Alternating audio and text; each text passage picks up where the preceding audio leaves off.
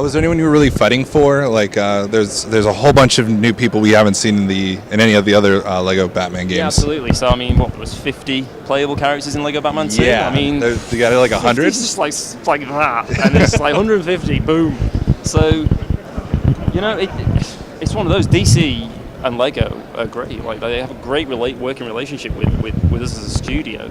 And I think the proof's in the pudding, so to speak. You look at the almost a decade of Lego games.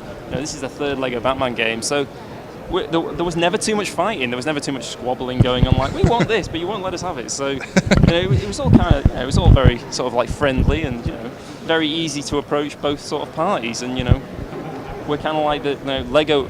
Occasionally, like DC would say, like Jeff, for instance, would say, like, can we really get this guy? Or like Lego would be like, we've got like the Batman spacesuit, so let's push the Batman spacesuit forward because it's an official figure. So we take the best of both worlds, take the best of the opinions of both different sort of like sides of the story, and then we blend it into what we think will be a greatest hits of whatever it is we're working with. In this case, Batman. So we play friendly. What else besides the Lego Batman games have you worked on? Right. I've been at Traveller's Tales for 7.5 years now. So in Lego game years, that's about 500 years or something. So I think my first game was Lego Batman 1. So Batman is something that's very dear to me. Traveller's Tales gave me, and quite funnily enough, it was Arthur who actually gave me my first gig in the games industry. So we've built up a very good friendship first and foremost, and then obviously a really solid working relationship where we understand each other. He might come to me and say like, I really want to have like crypto in the game, and it's just like, well, yeah, I can see why would you want that, because it's a flying dog. I want that. Exactly, who doesn't want that? So I've been there a while. So Lego Batman 1 and 2, and now 3. The other superhero game, let's not talk about that too much. We don't want to go there, really. And the 2 Harry Potter games, they were great fun. So yeah, there's a long list. So yeah, it's been fun. Superhero game. Going from how was it? After seeing the space travel of how it was almost like a Super Mario Galaxy kind of way where you run around the world and all the different things. What was it like going from the very standard Lego platform where it's just puzzles on a flat surface to the worlds? It was something that we've been talking about it since sort of like the early design stages of Lego Batman. Batman 2 was really new and groundbreaking for us as a series because it was the first time we actually went free roam with Gotham. So we didn't want to deliver just that again. We're always looking with, more so than ever with Lego Batman series, we're trying to find ways to change the game up a bit, give people sort of like a fresh take on Lego Batman. So the whole planet thing, and I think you see in the E3 demo level, where Batman and Robin go off into space, we've got the section where you're on the outside of the watchtower and it's all cylindrical. It's that kind of, it just changes the game a bit. It just keeps things fresh. So it was just kind of something that we kind of conjured up out of that, really. So. It's just got a very different feel to it, not only that, it's really stylized. It's really sort of like unique take on the free roam that it's something new, and we're all for trying things that are new. So it kind of really just stemmed from there, and it all went a bit crazy when we started adding characters like the Green Lantern and Conan O'Brien to populate those locations. So and the fact that we had we've got the 6 different Lantern worlds that you visit in the story. We didn't want you to just have a story experience in the levels of those planets. We wanted you to be able to actually roam around them. We didn't want to just drop you in and give you a taster of what it would be like to be on Zamaron or on Odin. We wanted the player to, once they've gone through those levels, to actually go back there and explore the entire planet sort of as a whole. So it's all about it's all about giving the player a fresh new experience, and I feel like we've done that with sort of this sort of like new. It's a great visual treatment. It's really stylish, but it's also kind of weird and wacky gameplay feeling about it. Sort of like running around, and you can see the horizon, sort of like there's like a semi-sphere. So yeah, it's kind of just it's fresh and new, and we're all for doing fresh new things. So. How do you compare it to Marvel, the Super Mario hero? Right. Well. how does it compare to that? You know, the thing, the other thing. You know, that it's kind of like it's a distant memory now. So, okay. So, I don't want to compare it to Marvel. I want to. Yes, people will compare it to Marvel, but is it basically the same team working on Marvel? Yeah. So Batman, or is it so what we do is we kind of have two different teams working within the one studio. We have the guys who, you know, like their labour of love for the last few years has been Lord of the Rings and then The Hobbit. So, you know, they're completely sort of like engrossed in that in the world of Tolkien. Us on the other side are engrossed in watching cartoons all day.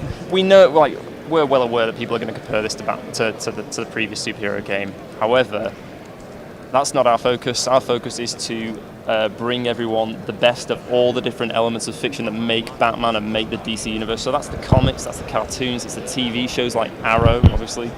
Arrow DLC pack's coming.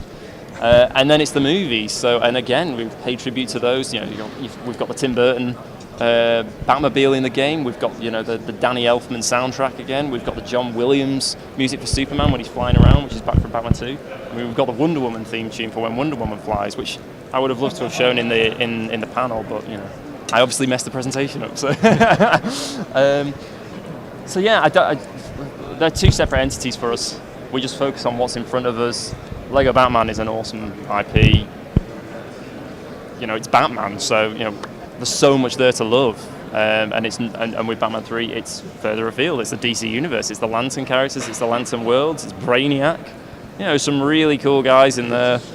Let's not focus on what was and what we did, and let's focus on what we're doing right now and what we're, you know, what people are going to enjoy moving forward in the near future with the season pass of DLC. So, you know, it's all great. The design of the characters come from the game developers or from Lego?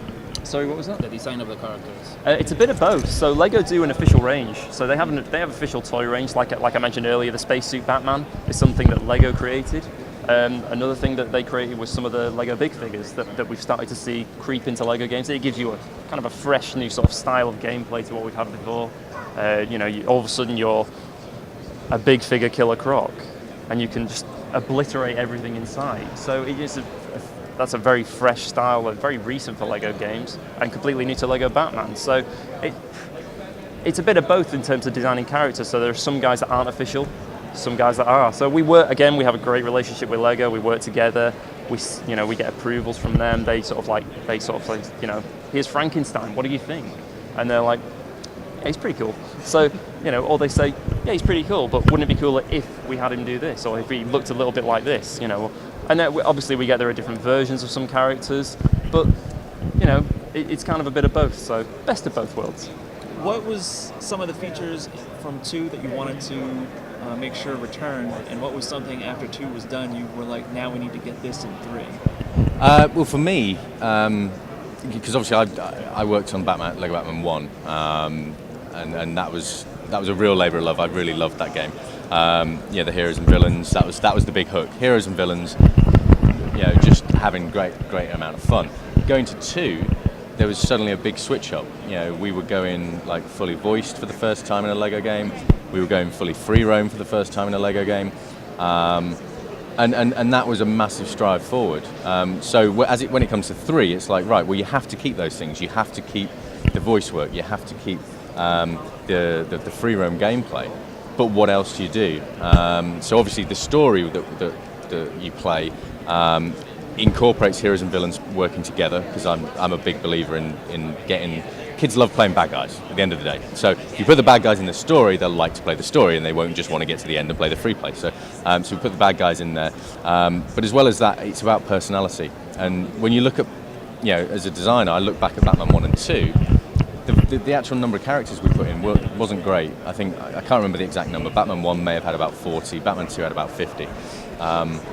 And they weren't necessarily fully realised in terms of their personalities. I remember Batman 2, Cyborg had a laser eye, he had super strength, and that was about it.